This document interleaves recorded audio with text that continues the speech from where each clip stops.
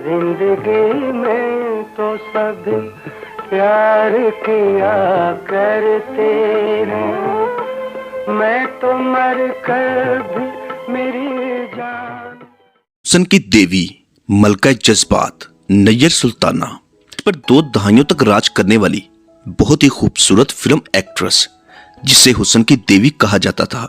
नैयर सुल्ताना जिसने 200 के करीब फिल्मों में काम किया, जिनमें दर्जनों सुपरहिट फिल्में शामिल थीं। पाकिस्तान फिल्म इंडस्ट्री के सफे अव्वल की अदाकारा जो बेहतरीन कैरेक्टर एक्ट्रेस थी, क्वीन ऑफ इमोशन, जिसे जज्बाती सीनों के लिए परफेक्ट समझा जाता था। नैयर सुल्ताना जिसका शोबिस कैरियर बहुत ही मुख्तसर रहा, भरी जवानी में शोहर का इंतकाल हुआ और फिर खुद भी इसी गम में कुछ ही सालों बाद खुद भी जवानी में इस दुनिया से चली गई। नैयर सुल्ताना के बच्चे जो माशाल्लाह जवान हो चुके हैं। आइए नैयर सुल्ताना की जाती जिंदगी और फनी सफर पर एक नजर डालते हैं।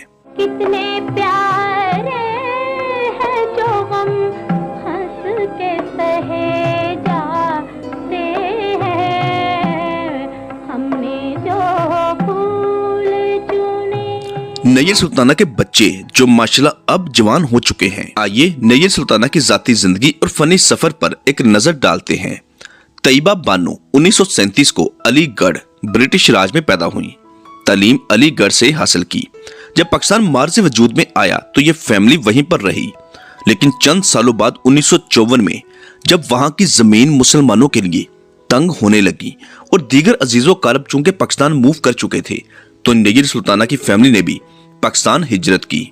हिजरत करके पाकिस्तान आई और कराची में आकर रहाइश की। तालीम का सिलसिला जारी रहा। पाकिस्तान के टॉप फिल्म डायरेक्टर अनवर कमाल पाशा, जिनका शुमार बरसगीर के चंद कामयाब फिल्म डायरेक्टर्स में होता था। अनवर कमाल पाशा की बीवी का नाम था शबनम बानो और शबनम बानो की फैमिली का नैयर सुल्ताना की फैमिली के साथ करीबी ताल्लुक था। लाहौर फिल्म इंडस्ट्री का गढ़ हुआ करता था। नैयर सुल्ताना लाहौर शबनम के घर गई। वहां पर अनवर कमाल पाशा की नजर एक खूबसूरत पुरकशिश हसीना पर पड़ी। तैयबा बानो भी फिल्मों में काम करने की ख्वाहिश रखती थी।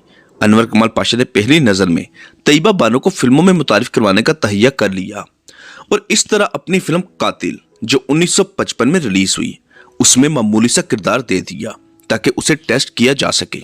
उस फिल्म में तैयबा बानो का नाम नाजली था और यह फिल्म करने के बाद तैयबा बानो वापस कराची चली गई। फिल्म बहुत कामयाब हुई और यूं तैयबा बानो को फिल्मों में काम करने की ऑफर्स आने लगी। इस तरह वह लाहौर शिफ्ट हो गई। फिल्म इंतखाब का इंतखाब किया। यह फिल्म भी कामयाब हुई। 1957 की फिल्म सरदार से पहचान मिली क्योंकि इसमें एक तो तैयबा बानो के नाम को तब्दील करके नैयर सुल्ताना रख लिया था, जबकि दूसरी जानब इस फिल्म में नैयर सुल्ताना कैरेक्टर एक्ट्रेस थी। फिल्म सुपरहिट हो गई और नैयर सुल्ताना को भी इंडस्ट्री में पहचाना जाने लगा। फिर एज ए हीरोइन फिल्म सहेली में काम किया। यह फिल्म 1960 में रिलीज हुई। इस फिल्म में नैयर सुल्ताना के हीरो दर्पण थे।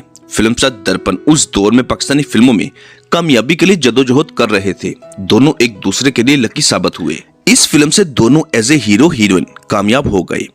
इस तरह नैयर सुल्ताना और दर्पण फिल्म इंडस्ट्री की टॉप जोड़ी बन गई। हम भूल गए हर बात मगर तेरा प्यार नहीं भूले, ये इसी फिल्म का गीत है। हम भूल गए हर बात मगर तेरा प्यार नहीं भूले, क्या क्या हुआ।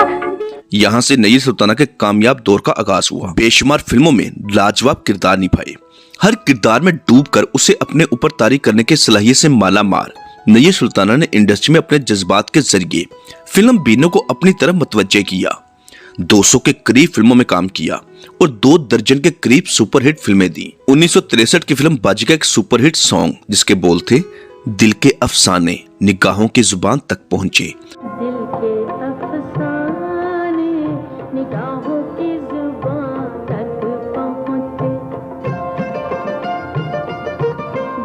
ये वो दौर था जब Pakistan film industry Indian film industry का ना सिर्फ मुकाबला करती थी बल्कि कई ऐसे लाजवाब फिल्में भी दी जिनको इंडिया में भी बहुत पजीराई मिली और मुंबई के फिल्म मेकर ये मानने पर मजबूर हो गए कि पाकिस्तानी फिल्म इंडस्ट्री में बहुत कमाल के अदाकार हैं। जी हाँ, शायरों ने कहा है कि शबनम सारी रात रोती रहती है, लेकिन मेरी तो सारी जिंदगी रोते हुए गुजर गई। पैदा हुई आइए बात करते हैं मलका जज्बात नैयर सुल्ताना की जाती और अज़वाजी जिंदगी के मुतालिक। हर कोई बहुत जल्द नैयर सुल्ताना की खूबसूरती का दीवाना हो जाता। लेकिन नैयर सुल्ताना को एक ही इंसान अच्छा लगा, वही पहली और आखिरी मोहब्बत, जिसका नाम था दर्पण। दर्पण का असल नाम सैयद इशरत अब्बास था। दोनों की मुलाकात फिल्म सहेली के सेट पर हुई। एक दूसरे को पसंद किया और घर वालों की इजाजत और रजामंदी से शादी कर ली, और यूं सबिया खानम और नैयर सुल्ताना देवरानी और जिठानी बन गईं। क्योंकि दर्पण संतोष कुमार के छोटे भाई थे, दोनों ने भरपूर अज़वाजी जिंदगी गुजारी। दोनों के 2 बेटे हुए, सैयद कैसर अब्बास और सैयद अली अब्बास। दोनों बेटे इस वक्त अमेरिका में रहते हैं। वहां की नेशनैलिटी भी ले रखी है, बल्कि मुस्तकिल तौर पर अमेरिकन है। फिल्म इंडस्ट्री के साथ साथ इनका जाती कारोबार भी था, जो ट्रैवल एजेंसी का था। लेकिन दर्पण और नैयर सुल्ताना का ये साथ बहुत कम अरसा ही कायम रहा। दर्पण 8 नवंबर 1980 को लाहौर में वाक़ अपने घर पर थे कि दिल में दर्द महसूस हुई और हार्ट अटैक हो गया। हॉस्पिटल ले जाने से पहले ही मौत हो गई।